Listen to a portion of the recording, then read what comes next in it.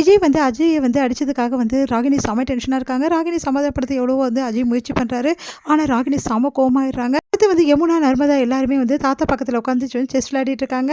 அவங்க 2 பேருக்குமே வந்து ஒருத்தருக்கு ஒருத்தர் மாற்றி மாற்றி சொல்லி கொடுத்துட்ருக்காங்க. நம்ம காவேரி விஜயும் அடுத்துக்கு சின்ன சண்டை மாதிரி காவேரி விஜயும் அழகாக க்யூட்டாக போட்டுக்கிறாங்க. இல்லை நீங்கள் சொன்னது தான் தப்பு, நான் சொன்னது தான் தப்பு அப்படின்னு சொல்லிட்டு 4 பேருமே ஒரே சிரிச்சிட்டு கும்மாளமாக இருக்காங்க. இதெல்லாம் பார்க்கும்போது ராகினிக்கு வயிறாக ஏறுது. செம கடுப்பாவது. பார்த்து பார்த்து டென்ஷன் ஆகுறாங்க. சரி, இவங்களுக்கு எல்லாருமே வந்து இங்கே கரெக்டாக பண்ணுறாளுங்களே, இவனுங்கெல்லாம் சந்தோஷமாக இருக்கானுங்களே, நம்மளால சந்தோஷமாக இருக்க முடியலையே, நம்ம அப்பாவையும் துரத்திட்டாளுங்களே அப்படின்னு சொல்லிட்டு செம்ம காண்டாகிறாங்க. அப்படியே இரிட்டேட் ஆகுறாங்க. எல்லா கோவத்தையும் அஜய் கிட்ட காட்டுறாங்க. அஜய் வந்து என்ன செய்யறதுன்னு தெரியாமல் முழிச்சிட்ருக்காரு. இதையெல்லாம் பார்க்குற விஜய் வந்து யோசிக்கிறாரு.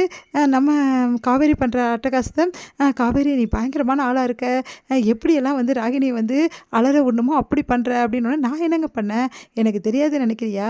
உன் தங்கச்சிங்களா இவ்வளோ நாள் வந்தாங்களா நம்ம வீட்டுக்கு, இப்போ தானே வந்திருக்காங்க, என்ன காரணம்? எல்லா அக்கா தங்கச்சிங்க எல்லா பேரும் சேர்ந்து ராகினி வந்து ஓட விட பார்க்குறீங்க அதானே அப்படின்னு. தெரிஞ்சிச்சு அவங்களுக்கு, பின்ன தெரியாமல் பார்க்கும்போதே தெரியுது அப்படின்றாங்க. சரிங்க, இதில் என்ன தப்பு இருக்குது? அவள் வந்து என்னை இரிட்டேட் பண்ணணும்னு நினச்சா, இப்போ அவள் இரிட்டேட் ஆகிறா அப்படின்னு. பயங்கர ஆள் தான் நீ அப்படின்றாரு. சரிங்க, ஒரு விஷயத்தை கவனிச்சிங்களா? என்ன விஷயம் அப்படின்றாங்க. இல்லைங்க, அவள் என்ன நினைக்கிறான்னா என்னை இந்த வீட்டை விட்டு அனுப்பணும்னு நினைக்கிறா. அதனால் வந்து கல்யாணத்தையே அதுக்காக தான் பண்ணிக்கிட்டா. ஆனால் அவளுக்கு ஒரு விஷயம் தெரியவே மாட்டேங்குது பாருங்களேன். நான் இந்த வீட்டில் இருக்கவே போகிறதில்ல. இன்னும் வந்து ஒரு 7 மாதம் 6 மாதம் தான் இருக்குது. அப்புறம் நான் போயிட போகிறேன். அது கூட தெரியாமல் இவ பாட்டுக்குன்னு என்னை பழி வாங்கணும்னு சொல்லிட்டு இந்த வீட்டில் வந்து உட்காந்துருக்கா. இதுதாங்க சரியான காமெடியிலும் காமெடி. நான் இன்னும் ஒரு 7 மாதம் இங்கே இருக்க போகிறேன்ற அந்த விஷயம் கூட இவருக்கு தெரியாது. அப்புறம் என்ன பண்ணுவா 7 மாதத்துக்கு அப்புறம்? 7 மாதத்துக்கு அப்புறம் பாருங்களேன், ஒரு வேளை சொல்ல முடியாதுங்க, உங்கள் தம்பி அஜய் டைவர்ஸ் பண்ணாலும் பண்ணிடலாம். ஏன்னா அப்படிப்பட்ட ஆள் தான் அவள் அப்படி சொன்னோன்னே பயங்கரமாக சொல்லிட்டு சிரிக்கிறாங்க. இதெல்லாம் கேட்ட விஜய்க்கு செம்ம கடுப்பாக இருக்குது. கொஞ்சம் அமைதியாக இருக்கியா, சிரிக்க நிறுத்தியா அப்படின்றாரு. என்னங்க என்னாச்சு அப்படின்னோடனே, வேறு என்ன சொல்கிறது, எப்போ பார்த்தாலும் அந்த 7 மாத கதையை பற்றி ஓடிட்டுருக்க, அந்த 7 மாதத்தில் போகிறேன்னு சொல்லிகிட்டே இருக்க, போகும்போது போ, ஆனால் இப்போ எதுக்கு அதெல்லாம் சொல்கிறேன் அப்படின்னோடனே, என்னங்க நீங்கள் இவ்வளோ நாள் நீங்கள் தான் சொல்லிட்டு இருந்தீங்க, நான் வந்து அமைதியாக கேட்டுட்டு இருந்தேன், ஆனால் இப்போ நான் சொன்னோன்னே உங்களால் அமைதியாக கேட்க முடியல, என்னாச்சு உங்களுக்கு? என்னமோ ஆச்சு, போதுமா, இனிமேட்டு இந்த 7 மாத கதையை பற்றி சொல்லவே சொல்லாத, புரியுதா அப்படின்னு சொல்லிட்டு போயிடுறாரு.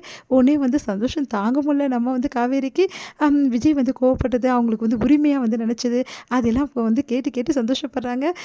உண்மையிலே இவ்வளோ வந்து என் மேலே அக்கறையாக இருக்காரு, நான் பிரியக்கூடாதுன்னு நினைக்கிறாரு, அப்புறம் எதுக்காக வந்து நான் வந்து போயிடணும் அப்படின்னு சொல்லிட்டு நினைக்கிறாரு, எனக்கு ஒன்றுமே புரியலையே, இப்போ என்ன நினைக்கிறாருன்னு ஒன்றும் புரியலையே, ஒரு வேளை வந்து உண்மையிலேயே வந்து நான் போகக்கூடாதுன்னு நினைக்கிறாரா, இல்லை நான் போகிறது நல்லதுன்னு நினைக்கிறாரா, எனக்கு ஒரே குழப்பமாக இருக்கே அப்படின்னு சொல்லிட்டு யோசிக்கிறாங்க.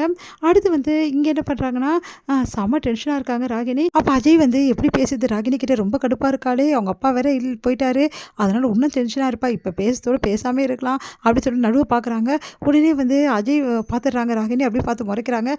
ஒன்றும் இல்லை ராகினி, சாப்பிட வரலையான்னு கேட்க தான் வந்தேன் அப்படின்னு. ஓ, உனக்காவது என் மேலே அக்கறை இருக்கே, இந்த வீட்டில் உள்ளவங்க யாருமே என்னை மதிக்கலை, அது மட்டும் கிடையாது, அந்த குட்டிச்சாத்தான் இருக்குல்ல, யார் சொல்கிற, எல்லாம் அந்த காவேரியோட தங்கச்சி தான், அவள் வேணும்னே வந்து என்கிட்ட அக்கான்னு பேசுகிறா, அது மட்டுமா அப்படியே ஓவராக பண்ணுறா, அந்த யமுனாலாம் எல்லாம் சேர்ந்து அக்கா தங்கச்சிங்க எல்லாம் சேர்ந்து இந்த வீட்டில் அட்டகாசம் பண்ணிகிட்டு இருக்காங்க, இதை யாருமே கேட்க மாட்டிங்களா? முதல்ல எங்கள் அப்பா இருந்தார், இவங்களாம் வரவே மாட்டாங்க, இப்போ எங்கள் அப்பா வேற இல்லையா, அதனால இவங்க அட்டகாசம் அதிகமாக இருக்குது, இவங்களாம் இப்போலாம் வந்ததே இல்லை தெரியுமா, இன்றைக்கி தான் வந்திருக்காங்க, எதுக்காக? எங்கள் அப்பா இங்கே இல்லைல்ல, அதனால் வந்து இங்கே இருக்காங்கல்ல அந்த காவேரி, அவங்க தான் வர வச்சுருப்பாங்க அப்படின்னோடனே உடனே டென்ஷன் ஆகிடுறாங்க.